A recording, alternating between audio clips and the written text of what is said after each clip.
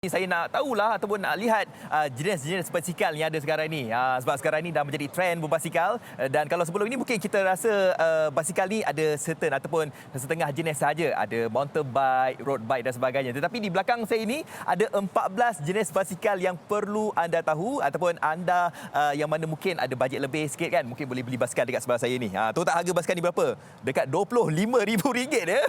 Okey, baik, untuk berkatakan tentang jenis-jenis basikal yang ada dekat sini, saya bersama dengan Edwin Ng Heng Chai, anak kepada bekas legenda lumba basikal negara. Siapa lagi kalau bukan Datuk Ng Joongan. Hai. Selamat pagi. Selamat pagi. Selamat pagi. Apa khabar Ali? Alhamdulillah. Ya. Selamat pagi. Okey, baik. Kita lihat dekat sini macam-macam ya jenis basikal yang ada.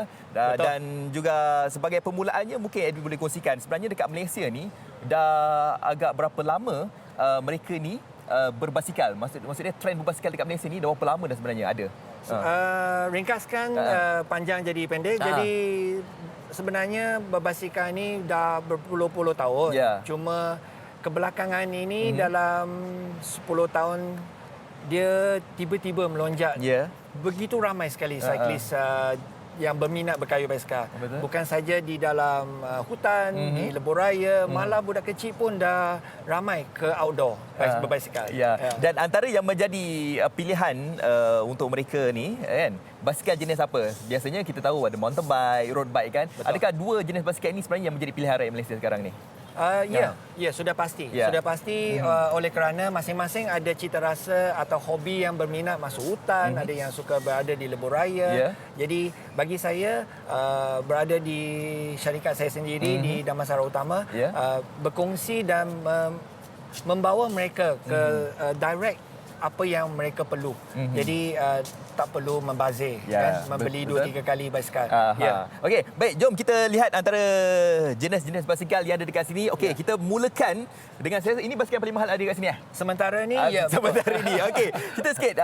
Ini kalau kita lihat yang siapa tahu ini TT bike kan? Ya, betul. Okey, jadi mungkin Adu boleh kongsikan jenis basikal ni? Okey, jenis basikal sebegini adalah untuk acara yang berseorangan.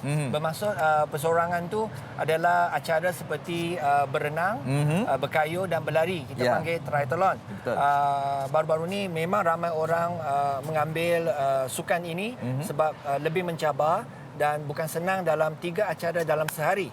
Okey, juga ada digunakan oleh ujian masa perseorangan di sukan antarabangsa international lumba seperti Tour de France yang baru-baru ni penghabisannya di France. Ya, betul. Mereka guna basikal ini di peringkat ke-20 yang telah make the champion of the Tamtra menggunakan basikal Tamtra.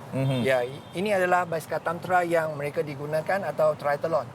Yang Malaysia ramai orang digunakan. Okey, apa yang membezakan basikal ini dengan road bike? Dan kadang-kadang kita lihat basikal sebegini rupa pun ada juga yang katakan bahawa dia macam-macam road bike juga. Betul. Tapi yang membezakan TT bike ini dengan road bike apa dia? Okey, TT bike sebenarnya adalah ada dua seperti tanduk, kita panggil aerobar, yang boleh merendahkan badan kita untuk selesa badan kita untuk menjimatkan tenaga, sambil itu dapat memotong. Okey, kita panggil aerodinamik, angin, betul. Okey, bermaksud aerodinamik dan berehat di siku di antara handlebar badan, energy transfer.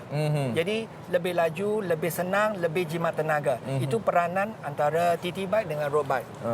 Itu dia. Itu antara perbezaannya lah. Okey, kita dah lihat dah TT bike. Jom kita terus saja nak lihat road bike. Road bike ni yang sebenarnya yang sekarang ni menjadi trend rakyat Malaysia. Cuma yang membezakannya dari segi jenama dan juga harganya. Betul. Ya, dari segi segala kelengkapan yang ada dekat sini semuanya sama ya. Kecuali group set yang berbeza, kan? Well, kegunaan basikal road bike boleh dikatakan hampir berbeza. Okey, sepertinya roda sama besar, okey, tetapi handlenya tiada ditanduk, tak ada aerobar di depan. Tetapi masih boleh menggunakan acara yang sama, tiada perbezaan. Advantage dia ada sedikit kekurangan. Tetapi lebuhraya ini kita panggil basikal lebuhraya, kita panggil road bike, yang itu panggil tri bike. Jadi ini adalah kategori masing-masing acara berbeza. Jadi yang ni lebih pada tumpu kepada majoriti penunggang basikal. Basikal yang menggunakan jalan raya lah ya. Betul, betul. Dan kalau kita nak membeli road bike ini kepada mereka yang rasa macam rasanya nak beli road bike lah, nak beli basikal ni lah. Apa perkara penting yang mereka harus lihat kalau dalam nak membeli road bike ni? Okey, nombor satu, pasti keselesaan sendiri berapa yang boleh mampu bermulanya hobi basikal. Tak kiralah mahal murah, janji kita bersukan untuk kesihatan badan.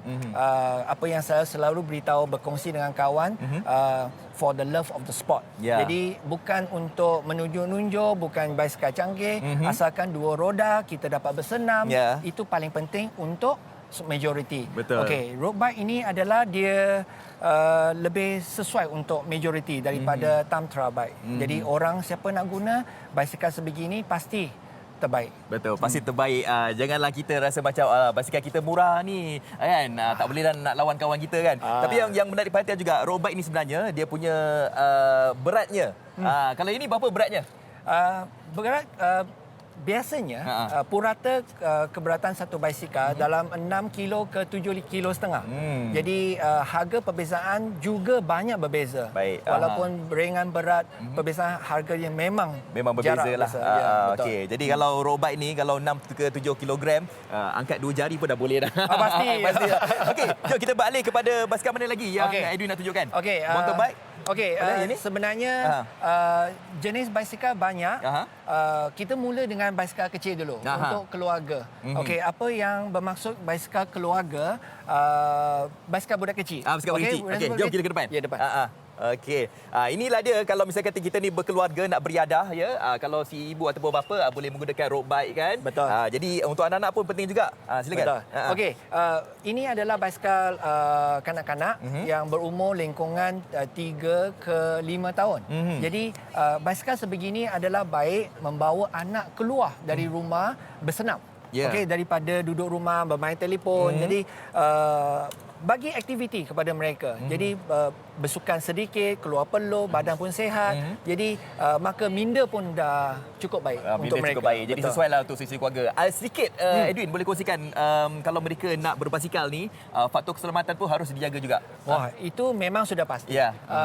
Untuk faktor keselamatan jalan raya bukan saya saja.